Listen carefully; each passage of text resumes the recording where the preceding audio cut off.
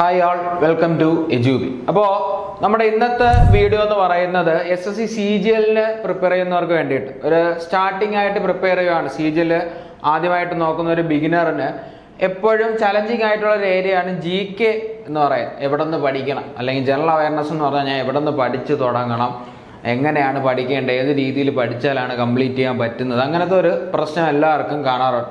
അപ്പോൾ അതിൽ കുറച്ചുകൂടെ ഒന്ന് ക്ലാരിഫിക്കേഷന് വേണ്ടിയിട്ടാണ് നമ്മൾ ഈ ഒരു വീഡിയോ ചെയ്യുന്നത്. എങ്ങനെ പഠിക്കണം, ഏത് രീതിയിൽ പഠിച്ചാൽ GK കുറച്ചുകൂടെ നന്നായിട്ട് സ്കോർ ചെയ്യാൻ പറ്റും എന്നുള്ള കാര്യത്തിനെ പറ്റിയിട്ടാണ് ഈ ഒരു വീഡിയോ എന്ന് പറയുന്നത്. അപ്പോൾ നമ്മൾ വീഡിയോയിൽ മെയിനായിട്ട് അനലൈസ് ചെയ്യുന്ന 2023 അതുപോലെ തന്നെ 2024 CGL GK ചോദിച്ച ക്വസ്റ്റ്യൻസിൻ്റെ വെയിറ്റേജിൻ്റെ ഒരു അനാലിസിസ് ആണ് നിങ്ങൾക്ക് ഇവിടെ ഒരു പൈ ചാർട്ട് വഴി കാണാനായിട്ട് പറ്റുന്നത്. ഒരു അനാലിസിസ് എങ്ങനെ എത്രത്തോളം ക്വസ്റ്റ്യൻസ് ഓരോ ഏരിയയിൽ നിന്ന് ചോദിച്ചിട്ടുണ്ട് എന്നുള്ളത് വെച്ചിട്ട്. അപ്പോൾ മെയിനായിട്ട് നോക്കുമ്പോൾ നിങ്ങൾക്ക് അറിയാം, ഇത് കണ്ടിട്ട് വരുന്നവരാണെങ്കിലും ആ ഒരു തംബ്നെയിൽ കണ്ട് നിങ്ങൾ ഇതിനകത്തേക്ക് കയറുമ്പോഴാണെങ്കിലും നിങ്ങൾ മെയിനായിട്ട് അറിഞ്ഞിരിക്കേണ്ട CGL എന്താ 4 ഭാഗം ഏരിയ ആണുള്ളത്. ഏതൊക്കെയാണ്? Quant, reasoning, English, general awareness. ഈ 4 ഏരിയ ആണ്. ഇതിൽ തന്നെ നിങ്ങൾ എപ്പോഴും നോക്കുന്ന സമയത്ത് പല ആൾക്കാർ ഏറ്റവും കൂടുതൽ സ്കോർ ചെയ്യുന്ന മാത്സ്, റീസണിങ് എന്തായാലും ഷുവറായിട്ട് 25 ഔട്ട് ഓഫ് 25 തന്നെ സ്കോർ ചെയ്യുന്ന ആൾക്കാരുണ്ട്. എന്ന് പറഞ്ഞാൽ ക്വസ്റ്റ്യൻസ് മാർക്ക് വരുമ്പോൾ 50 മാർക്സും സ്കോർ ചെയ്യുന്ന ആൾക്കാരുണ്ട്. റീസണിങ്ങിൽ അതുപോലെ സ്കോർ ചെയ്യുന്നുണ്ട്. ഇംഗ്ലീഷിലും GAയിലും ഇഷ്യൂസ് ആയിട്ട് കാണാറുണ്ട്. ചില ആൾക്കാർ ഇംഗ്ലീഷും സ്കോർ ചെയ്യുന്നുണ്ട്. അപ്പം എല്ലാ ഏരിയയ്ക്കും നമുക്ക് ഈക്വൽ ഇമ്പോർട്ടൻസ് വരുന്നതുണ്ടെങ്കിലും കുറെ കൂടെ നമ്മുടെ റാങ്ക് ലിസ്റ്റിനെ നിർണ്ണയിക്കുന്നത് ഇംഗ്ലീഷും GK ആണെന്ന് പറയാനായിട്ട് പറ്റും. കാരണം മാത്സ്, റീസണിങ് നിങ്ങൾ ബിഗിനേഴ്സ് ആണെങ്കിൽ നിങ്ങളും ചെയ്യേണ്ട രീതി എന്ന് പറയുന്നത് മാത്സ്, റീസണിങ് എപ്പോഴും സ്ട്രോങ് ആക്കാനായിട്ട് ശ്രമിക്കുക. നിങ്ങൾ അറിയാന്നുള്ള ടോപ്പിക് ആണെങ്കിലും വീണ്ടും വീണ്ടും അത് ചെയ്ത് അതിനൊന്ന് സ്ട്രോങ് ആക്കി കഴിഞ്ഞാലേ ബാക്കി നമ്മൾ GAയിൽ എഫേർട്ട് ഇട്ടിട്ടും കാര്യമുള്ളൂ. കാരണം അത് സ്ട്രോങ് ആതിരുന്നു കഴിഞ്ഞാൽ നോർമലായിട്ട് CGL നോക്കുന്ന ഒരാൾക്ക് മാത്സ്, റീസണിങ് എന്ന് പറഞ്ഞ ഏരിയ ഭയങ്കര സ്ട്രോങ് ആയിരിക്കും. അപ്പോൾ അത് സ്ട്രോങ് ആവാൻ നമ്മൾ GK നോക്കിയിട്ട് കാര്യമില്ല. അത് സ്ട്രോങ് ആവണം, അതിൻ്റെ കൂടെ എന്ത് ചെയ്യണം? GK നോക്കണം. അപ്പോൾ ബിഗിനറിനാണെങ്കിൽ അത് സ്ട്രോങ് ആക്കിയിട്ട് GK തുടങ്ങാനായിട്ടുള്ളൊരു സമയം ഇല്ല. അതുകൊണ്ടാണ് പറഞ്ഞത് അതിൻ്റെ സൈഡിൽ കൂടെ എങ്ങനെ കുറച്ച് ഹാർഡായിട്ടല്ലാതെ സ്മാർട്ടായിട്ട് വർക്ക് ചെയ്ത് എങ്ങനെ GK ഒരു ഏരിയ കവർ ചെയ്യാം എന്നുള്ള കാര്യം നോക്കാം. അപ്പോൾ നമ്മളിവിടെ അനാലിസിസ് നോക്കുന്ന സമയത്താണെങ്കിലും 2024, 23 അത് നോക്കിക്കഴിഞ്ഞാൽ എത്ര ഷിഫ്റ്റാണ്? 39 ഷിഫ്റ്റുകളായിട്ട് എക്സാം നടന്നു. എക്സാം നോക്കുമ്പോൾ തന്നെ അതിനകത്ത് ക്വസ്റ്റ്യൻസ് നോക്കുമ്പോൾ ഇവിടെ ആദ്യം ഇമ്പോർട്ടൻസ് ഏറ്റവും കൂടുതൽ ക്വസ്റ്റ്യൻസ് ചോദിച്ചേക്കുന്നത് നിങ്ങൾ നോക്കിക്കഴിഞ്ഞാൽ 2 ഏരിയയാണ് ഏറ്റവും കൂടുതൽ. ഏതൊക്കെയാണ്?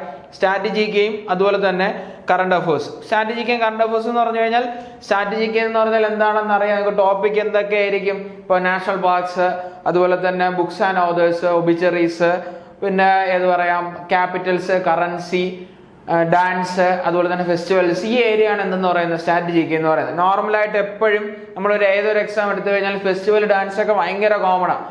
ഏറ്റവും കൂടുതൽ കോമൺ ആയിട്ട് കാണുന്ന ക്വസ്റ്റ്യൻ ആണ് ഫെസ്റ്റിവലും ഡാൻസും ഒക്കെ.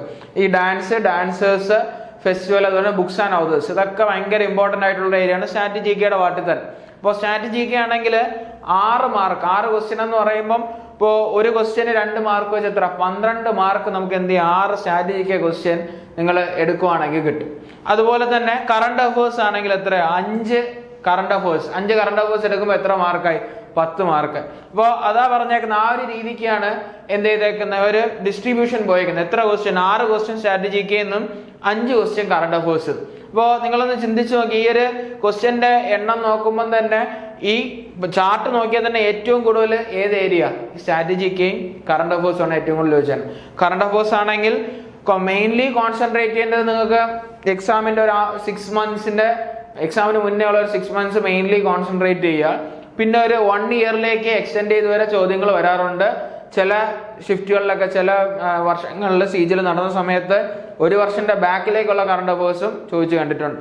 പിന്നെ കറണ്ട് റിലേറ്റ് ചെയ്ത് സ്റ്റാറ്റിക്കിലേക്ക് പോകുന്ന രീതിയും കാണാറുണ്ട് ഇതിൽ CGLിലേക്ക് വരുന്ന സമയത്ത്. അപ്പോൾ ഇത് രണ്ടും ഭയങ്കര ഇമ്പോർട്ടൻ്റ് ആയിട്ടുള്ള ഏരിയ ആണ്.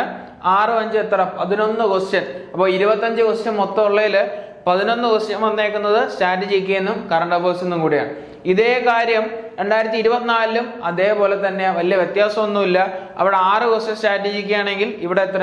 7 ക്വസ്റ്റ്യൻ സ്ട്രാറ്റജിക്കയും 3 ക്വസ്റ്റ്യൻ കറണ്ട് അഫേഴ്സും. മൊത്തം എത്ര ക്വസ്റ്റ്യൻ? 10 ക്വസ്റ്റ്യൻ. ഒരിടത്ത് 11ഉം ഒരിടത്ത് 10. അപ്പോൾ ഇയർലി നോക്കുമ്പോഴാണെങ്കിൽ ഇമ്പോർട്ടൻസ് ആർക്കാ കൂടുതൽ? മൊത്തത്തിലുള്ള GK എടുക്കുമ്പോൾ സ്ട്രാറ്റജിക്കും അതുപോലെ തന്നെ കറണ്ട് അഫേഴ്സിനും തന്നെയാണ് എന്ത് ചെയ്യുന്നത് ഏറ്റവും കൂടുതൽ ഇമ്പോർട്ടൻസ് എന്ന് പറയുന്നത്. ഇനി നിങ്ങൾ ബാക്കിയുള്ളതിലേക്ക് നോക്കിക്കഴിഞ്ഞാൽ ഇമ്പോർട്ടൻസ് ഇനി കുറഞ്ഞു വരുന്നു. അടുത്ത ഹിസ്റ്ററിയും സയൻസും. ഇവിടെ നോക്കുവാണെങ്കിലും ഹിസ്റ്ററിയും അതുപോലെ തന്നെ സയൻസ് 4 ക്വസ്റ്റ്യൻ വെച്ച് ചോദിച്ചേക്കുന്നത്. 4 ഹിസ്റ്ററി ക്വസ്റ്റ്യൻ. നിങ്ങൾക്ക് പഠിച്ചു തുടങ്ങുന്ന ഒരാൾക്കാണെങ്കിൽ ഹിസ്റ്ററി എന്ന് പറയുമ്പോൾ ആൻഷ്യന്റ് ഉണ്ട്, മിഡീവൽ ഉണ്ട്, മോഡേൺ ഉണ്ട്. ഇതിനകത്ത് 4 ഹിസ്റ്ററി ക്വസ്റ്റ്യൻ നമുക്ക് എവിടെ നിന്ന് ചോദിക്കുന്നു ഒരിക്കലും നമുക്ക് ഉറപ്പിക്കാനായിട്ട് പറ്റത്തില്ല. അപ്പോൾ ഇപ്പോൾ ഈ ഒരു വീഡിയോയുടെ ഉദ്ദേശം എന്ന് നിങ്ങൾ ആദ്യം പഠിക്കുമ്പോൾ ഏതിന് ഇമ്പോർട്ടൻസ് കൊടുക്കുക? സ്ട്രാറ്റജിക്കും കറണ്ട് അഫയേഴ്സിനും ഇമ്പോർട്ടൻസ് കൊടുക്കുക. ബാക്കി താഴേക്ക് എന്ത് കൊടുക്കുക? ഈ ഹിസ്റ്ററിക്കും ജോഗ്രഫിക്കും കൊടുക്കും. അതിൽ ഹിസ്റ്ററിക്കും ജോഗ്രഫിക്കും നിങ്ങൾ കൊടുക്കുന്ന സമയത്ത് പഠിക്കേണ്ട രീതി എന്ന് പറഞ്ഞു കഴിഞ്ഞാൽ എപ്പോഴും പ്രീവിയസ് ഇയർ ക്വസ്റ്റ്യൻ വെച്ച് ആ ഏരിയ കവർ ചെയ്ത് ഇമ്പോർട്ടൻ്റ് ആയിട്ട് പഠിക്കുക. ഇപ്പൊ 4 ക്വസ്റ്റ്യൻ ചോദിക്കുന്നു പറഞ്ഞു. നിങ്ങൾ ഓരോ വർഷത്തെയും കഴിഞ്ഞ ഇപ്പോൾ 2025 CGL-ലേക്ക് പ്രിപ്പയർ ചെയ്യുന്ന ഒരാള് മുന്നേ ഉള്ള ഒരു 5 വർഷത്തെ CGL-ന്റെ ക്വസ്റ്റ്യൻ എടുത്തിട്ട് ഏത് ഭാഗത്തു നിന്നൊക്കെയാണ് ഹിസ്റ്ററി കൂടുതലായിട്ട് ചോദിച്ചിട്ടുള്ളത് എന്നുള്ള മനസ്സിലാക്കി ആ ഏരിയ ആദ്യം പഠിക്കുക. എന്നിട്ട് സമയം ഉണ്ടെങ്കിൽ മാത്രം ബാക്കി എന്ത് ചെയ്യുക? ബാക്കിയുള്ള ഏരിയ കവർ ചെയ്യാനായിട്ട് ശ്രമിക്കുക. അപ്പോൾ ക്വസ്റ്റ്യൻ ബേസ് ചെയ്തിട്ടുള്ള വർക്കൗട്ട് സെക്ഷനാണ് എപ്പോഴും ബാക്കി ഹിസ്റ്ററി, ജോഗ്രഫി ആയാലും പൊളിറ്റി, എക്കണോമിക്സ്, സയൻസിനൊക്കെ എപ്പോഴും ആവശ്യം എന്ന് പറഞ്ഞാൽ ഏതാ? ക്വസ്റ്റ്യൻ ബേസ് ചെയ്തിട്ടുള്ള വർക്കൗട്ട് സെക്ഷനാണ്. നമ്മൾ തന്നെ നമ്മുടെ യൂട്യൂബ് ചാനലിൽ ക്വസ്റ്റ്യൻ ബേസ് ചെയ്തിട്ട് ഒരു ലൈവ് പ്ലാനിങ് ഉണ്ട് സ്റ്റാർട്ട് ചെയ്യാനായിട്ട്. ഉടനെ തന്നെ ഈ വീക്കിന്റെ ലാസ്റ്റിൽ തന്നെ എന്തായാലും അതിൻ്റെ ഒരു സെക്ഷൻ സ്റ്റാർട്ട് ചെയ്യുന്നതായിരിക്കും. അപ്പോൾ നിങ്ങളത് ഒന്നും മറക്കാതെ കാണാനായിട്ട് ശ്രമിക്കുക. ഓക്കെ, അപ്പം 4 ക്വസ്റ്റ്യൻ ഹിസ്റ്ററി 2023 നോക്കിക്കഴിഞ്ഞാലും 4 ക്വസ്റ്റ്യൻ ഹിസ്റ്ററി. അപ്പോൾ ആലോചിക്കണം, മിഡീവൽ, മോഡേൺ, ആൻഷ്യന്റ് ഈ 3 ഭാഗത്തുനിന്നും കൂടെ ചോദിക്കുന്ന എത്ര ക്വസ്റ്റ്യനേ ഉള്ളൂ? 4 ക്വസ്റ്റ്യനേ ഉള്ളൂ. നിങ്ങൾ മാത്സ് പഠിക്കുകയാണെന്ന് വയ്ക്കുക, പ്രോഫിറ്റ് ആൻഡ് ലോസ് കൊണ്ടൊരു ചാപ്റ്റർ പഠിച്ചു, അതിനകത്തുനിന്ന് 2 ക്വസ്റ്റ്യൻ വരുമെന്ന് ഞാൻ ഉറപ്പിച്ച് എനിക്ക് പറയാനായിട്ട് പറ്റും. അതേസമയം ഹിസ്റ്ററി പഠിച്ചു കഴിഞ്ഞാൽ എന്ത് ചെയ്യാൻ പറ്റത്തില്ല. ഞാനിപ്പോൾ ആൻഷ്യന്റിൽ തന്നെ ഏതെങ്കിലും സ്റ്റോൺ ഏജ് പഠിച്ചു, അല്ലെങ്കിൽ ഇൻഡസ് വാലി സിവിലൈസേഷൻ പഠിച്ചു, സൈറ്റ്സ് പഠിച്ചു, ഏതെങ്കിലും ഒരെണ്ണം ചോദിക്കുമെന്ന് എനിക്ക് ഉറപ്പിച്ച് പറയാൻ പറ്റുമോ? ഞാൻ നിങ്ങളെ പഠിപ്പിച്ചിട്ട് ഞാൻ പറയാണ് ഈ ക്വസ്റ്റ്യൻ എനിക്ക് ഉറപ്പായിട്ട് വരുമെന്ന് പറയാൻ പറ്റുമോ? ഒരിക്കലും പറയാൻ പറ്റത്തില്ല. അപ്പോൾ അതിന് സ്ട്രാറ്റജിയാണ് വേണ്ടത്. ഏത് ഏരിയ കൂടുതൽ ചോദിക്കുന്നുള്ള മനസ്സിലാക്കി ആ ഒരു സ്ട്രാറ്റജിയിൽ എന്ത് ചെയ്യുക? നിങ്ങൾ കണ്ടിന്യൂ ചെയ്ത് പോവാം. അടുത്ത നോക്കുവാണെങ്കിൽ ജോഗ്രഫി 2024 ആണെങ്കിൽ 3 ക്വസ്റ്റ്യനും 2023 എത്ര ക്വസ്റ്റ്യനാണ്? 2 ക്വസ്റ്റ്യനാണ് ചോദിച്ചിട്ടുള്ളത്. സയൻസ് നോക്കുക, സയൻസ് 2 4 ക്വസ്റ്റ്യനാണ്. സയൻസ് എന്ന് പറയുമ്പോൾ അതിനകത്ത് ആരൊക്കെ? ഫിസിക്സ്, കെമിസ്ട്രി, ബയോളജി 3 കൂടെ ഇൻക്ലൂഡ് ചെയ്തിട്ടാണ് എന്ത് ചെയ്തേക്കുന്നത്? 4 ക്വസ്റ്റ്യൻ വന്നേക്കുന്നത്. അതുപോലെ തന്നെ പൊളിറ്റി എക്കണോമിക്സും പിന്നെ ഇതിനകത്താണെങ്കിൽ പിന്നെ ഇപ്പോൾ ഈ കഴിഞ്ഞ GD-യും കാര്യങ്ങളൊക്കെ, GD എക്സാംസും കാര്യങ്ങളൊക്കെ നിങ്ങൾ നോക്കുകയാണെന്നുണ്ടെങ്കിൽ അവിടെ എക്കണോമിക്സിന്റെ വെയിറ്റേജ് കുറെ കൂടെ കൂടിയതായിട്ടൊക്കെ കാണുന്നുണ്ട്.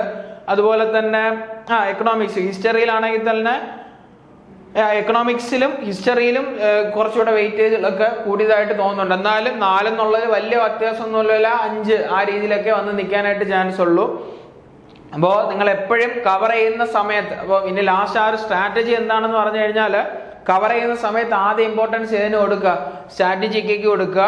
അതോടൊപ്പം കറണ്ട് അഫയേഴ്സ് ഒരിക്കലും ഒരു ടൈമിൽ ഇരുന്ന് പഠിക്കാൻ പറ്റുന്നതല്ല. ഡെയിലി നിങ്ങൾക്ക് നോക്കാൻ പറ്റിക്കഴിഞ്ഞാൽ, അല്ല ഈ സ്ട്രീമിലോട്ട് എൻ്റർ ആവുന്ന ഒരു പുതിയ ആളാണെങ്കിൽ പോലും ഡെയിലി നിങ്ങൾക്ക് നോക്കാൻ പറ്റിക്കഴിഞ്ഞാൽ അത്രയും നല്ലത്. ഡെയിലി കറണ്ട് അഫയേഴ്സ് നോക്കിയിട്ട് മന്ത്ലി അതിനൊരു റിവിഷൻ കൊടുത്ത് വിട്ട് കഴിഞ്ഞാൽ അത് അത്രയും നല്ലതാണ്.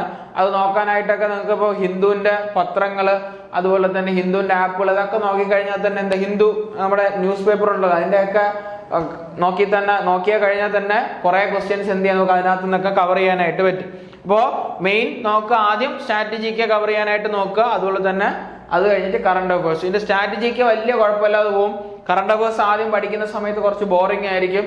കുറച്ച് പഠിച്ചു വന്നാൽ മാത്രമേ അതിലുമായിട്ടുള്ള കാര്യങ്ങൾ, അത് സമകാലീനമായിട്ടുള്ള കാര്യങ്ങളുമായിട്ട് റിലേറ്റ് ചെയ്ത് പോയാൽ മാത്രമേ എന്ത് ചെയ്യാൻ പറ്റത്തുള്ളൂ, നമുക്ക് അതിൽ കണ്ടിന്യൂറ്റി കിട്ടത്തുള്ളൂ. ആദ്യം ബോറിംഗ് ആയിരിക്കും, കുറച്ച് കഴിയുമ്പോൾ എന്താവും, അത് ഓക്കെ ആയിട്ട് വരും. ഓക്കെ, അത് സ്ട്രാറ്റജിക്കായി, കറണ്ട് അഫയേഴ്സ് ആയി. അത് കഴിഞ്ഞിട്ട് നിങ്ങൾ ഏത് ചെയ്യുക? ഹിസ്റ്ററിക്ക് ഇമ്പോർട്ടൻസ് കൊടുക്കുക. ഹിസ്റ്ററി തന്നെ ഞാൻ പറഞ്ഞു, ഞങ്ങൾ നമ്മുടെ ചാനലിനകത്ത് പോകുന്നുണ്ട്. അത് നിങ്ങൾ പഠിക്കുമ്പോഴാണെങ്കിലും, നമ്മളെ ചാനലിൽ നിങ്ങൾ നോക്കുന്നില്ല, വേറെ ആണെങ്കിലും നിങ്ങൾ പഠിക്കുന്ന സമയത്താണെങ്കിലും എന്ത് ചെയ്യുക? പ്രീവിയസ് ഇയർ ക്വസ്റ്റ്യൻ ബേസ് ചെയ്ത് പഠിക്കാൻ നിൽക്കുക. അല്ല നമ്മൾ ഒരു സൈഡിൽ നിന്ന് പഠിക്കാൻ നിന്ന് കഴിഞ്ഞാൽ, സൈഡിൽ നിന്ന് പഠിക്കാൻ ടൈമുണ്ട്, നിങ്ങൾ ആൾറെഡി നിങ്ങൾക്ക് മാത്സ്, റീസണിംഗ് ഒക്കെ സെറ്റാണ്, ഓക്കെയാണ്. ഇംഗ്ലീഷിൽ ചെറിയ പ്രശ്നമുണ്ട്, അതുപോലെ തന്നെ GK ആണ് പ്രശ്നം എന്നുണ്ടെങ്കിൽ ഇംഗ്ലീഷിനും GKയ്ക്കും മാത്രമായിട്ട് ടൈം സ്പെൻഡ് ചെയ്ത് പോകും. അത് പ്രശ്നമുള്ള കാര്യമല്ല. അല്ല ബിഗിനർ ആണ്, എനിക്ക് മാത്സിലും ക്ലാരിഫിക്കേഷൻ വേണം, റീസണിങ്ങിലും ക്ലാരിഫിക്കേഷൻ വേണം, അതുപോലെ തന്നെ ഇംഗ്ലീഷിലും GKയിലും എല്ലാത്തിലും ക്ലാരിഫിക്കേഷൻ വേണം എന്നുള്ള ഒരാളാണെങ്കിൽ ആ ആള് ഡെയിലി എല്ലാ കാര്യങ്ങളും കവർ ചെയ്യേണ്ടതായിട്ട് വരും. മാത്സ് നോക്കണം, റീസണിങ് നോക്കണം, ഇംഗ്ലീഷ് നോക്കണം, GK നോക്കണം. അങ്ങനെ ഒരാളാണെങ്കിൽ എന്ത് ചെയ്യാൻ നിൽക്കരുത്, ഒരു സൈഡിൽ നിന്ന് തീർത്ത് പോവാം എന്നുള്ള രീതി നിൽക്കരുത്. എന്ത് ചെയ്യുക? GKക്ക് എല്ലാത്തിനും കൊടുക്കുന്ന പോലെ തന്നെ ജി കെക്ക് ഇമ്പോർട്ടൻസ് എടുത്ത് പോകും. അല്ല നിങ്ങളൊരു സൈഡിൽ നിന്ന് കവർ ചെയ്യാൻ ആണ് പോകുന്നുണ്ടെങ്കിൽ ഒരു ദിവസം തന്നെ ജി കെക്ക് ഒരു 6 മുതൽ 7 മണിക്കൂർ ജി കെക്ക് സ്പെൻഡ് ചെയ്യേണ്ടി വരും. അല്ലാതെ തീരും തോന്നുന്നുണ്ടോ? നിങ്ങൾ ആൻഷ്യന്റ് പഠിക്കുകയാണെന്ന് വെക്കും. ആൻഷ്യന്റ് പഠിക്കാൻ തന്നെ നിങ്ങൾക്ക് കുറഞ്ഞത് ഫുൾ ഡേ ഇരുന്ന് പഠിക്കുവാണെങ്കിൽ ഒരു 3-4 ദിവസം ആൻഷ്യന്റ് മാത്രം വേണ്ടി വരും. അപ്പൊ അങ്ങനെ സ്പെൻഡ് ചെയ്യാനായിട്ട് ടൈം ഇല്ല ഇപ്പോൾ ബിഗിനറായിട്ട് സ്റ്റാർട്ട് ചെയ്യുന്ന ഒരാൾക്ക്. അയാൾക്ക് ചെയ്യാൻ പറ്റുന്ന പറഞ്ഞാൽ എന്താണ്, ഏത് ഏരിയ ആണെന്ന് നോക്കുക, ആ ഏരിയ ഇമ്പോർട്ടൻസ് കൊടുത്ത് പഠിക്കും. അതുകൊണ്ടാണ് പറഞ്ഞ എപ്പോഴും പ്രീവിയസ് ഇയർ ക്വസ്റ്റ്യൻ ബേസ് ചെയ്തിട്ട് എന്ത് ചെയ്യുക, 4 ക്വസ്റ്റ്യൻ ആണെങ്കിൽ പോലും പ്രീവിയസ് ഇയർ ക്വസ്റ്റ്യൻ നോക്കി പോയി കഴിഞ്ഞാൽ അത് കുറെ കൂടെ ഏത് ഏരിയ കൂടുതലായിട്ട് പഠിക്കണമെന്നുള്ളത് കിട്ടും. ഓക്കെ, അതാണ് അതിൻ്റെ ഒരു സ്ട്രാറ്റജി എന്ന് പറയുന്നത്. അപ്പൊ മെയിൻ ആയിട്ട് ഈ കാര്യമാണ് ജി കെ പറ്റി പറയാനുള്ളത്. 2024 2023 39 ഷിഫ്റ്റ് 40 ഷിഫ്റ്റ് അതിന്റെ അത്രയും ഷിഫ്റ്റുകൾ വെച്ചിട്ടുള്ള ഒരു ആവറേജ് അനാലിസിസ് ആണ് കൊടുത്തിട്ടുള്ളത്. നിങ്ങൾ ആ ഒരു കാര്യം മെയിൻ നോക്കി തന്നെ എന്ത് ചെയ്യുക, പഠിക്കുക. ജസ്റ്റ് നിങ്ങൾ നമ്മുടെ ഇത് ഈ വീഡിയോയുടെ ഡിസ്ക്രിപ്ഷനിൽ ടെലഗ്രാം ചാനൽ കൊടുത്തിട്ടുണ്ടാവും. ആ ചാനൽ ലിങ്കിൽ ജോയിൻ ചെയ്ത് കഴിഞ്ഞാൽ ഞങ്ങൾ എന്നാണ് അതിൻ്റെ ആ ഒരു വീഡിയോ സ്റ്റാർട്ട് ചെയ്യുന്നതെന്നുള്ളതും ആ വീഡിയോ സ്റ്റാർട്ട് ചെയ്യുന്നതിനോടൊപ്പം തന്നെ ആ വീഡിയോ ബേസ് ചെയ്തിട്ടുള്ള ക്വസ്റ്റ്യൻ്റെ പോൾസും ചാനലിൽ റണ്ണിങ് ആയിരിക്കും. നിങ്ങൾ മാക്സിമം അത് ജോയിൻ ചെയ്യാനായിട്ട് ശ്രമിക്കുക. ജോയിൻ ചെയ്ത് കണ്ടിന്യൂറ്റി ഉണ്ടാക്കാനായിട്ട് ശ്രമിക്കും. ഓക്കെ അല്ലേ? അപ്പോൾ നമ്മൾ ഇത്രയാണ് നമ്മുടെ വീഡിയോ എന്ന് പറയുന്നത്. വീഡിയോ എൻഡ് ആവുന്നതിന് മുന്നേ തന്നെ നമ്മൾ അടുത്ത ബാച്ചിന്റെ കാര്യം കൂടെ ഞങ്ങളെ അറിയിക്കുകയാണ്. നമ്മുടെ അടുത്ത ഓൺലൈനായിട്ടും ഓഫ്ലൈൻ ആയിട്ടുള്ള SSC CGL ഫോക്കസ് ചെയ്തിട്ടുള്ള ബാച്ച് എന്ന് പറയുന്നത് ഡേറ്റ് മാർച്ച് 19 ആണ്. നമ്മുടെ ഫാക്കൽറ്റീസിന്റെ ഫോട്ടോസാണ് കൊടുത്തിട്ടുള്ളത്. അപ്പോൾ മാർച്ച് 19-ാം തീയതിയാണ് നമ്മുടെ പുതിയ ബാച്ച് ഫോർ SSC CGL. ഓൺലൈനായിട്ടും ഉണ്ട്, ഓഫ്ലൈൻ ആയിട്ടും ഉണ്ട്. കൂടുതൽ എൻക്വയറീസിനായിട്ട് നിങ്ങൾ എന്ത് ചെയ്യുക, താഴെ കാണുന്ന നമ്പറിൽ കോൺടാക്ട് ചെയ്യുക. അതോടൊപ്പം തന്നെ വീഡിയോയുടെ ഡിസ്ക്രിപ്ഷനിലാണെങ്കിലും വന്നു കഴിഞ്ഞാൽ ടെലഗ്രാം ചാനലുണ്ട്, അതിൽ ജോയിൻ ചെയ്യാം. ജോയിൻ ചെയ്ത് കഴിഞ്ഞാൽ അവിടെയും ഇതിനെ പറ്റിയിട്ടുള്ള കൂടുതൽ ഡീറ്റെയിൽസ് എന്ത് ചെയ്യും, നിങ്ങൾക്ക് അവിടെ ലഭിക്കുന്നതാണ്. ഓക്കെ അല്ലേ? അപ്പോൾ അടുത്തൊരു വീഡിയോയിൽ കാണുന്നവരെ ബൈ.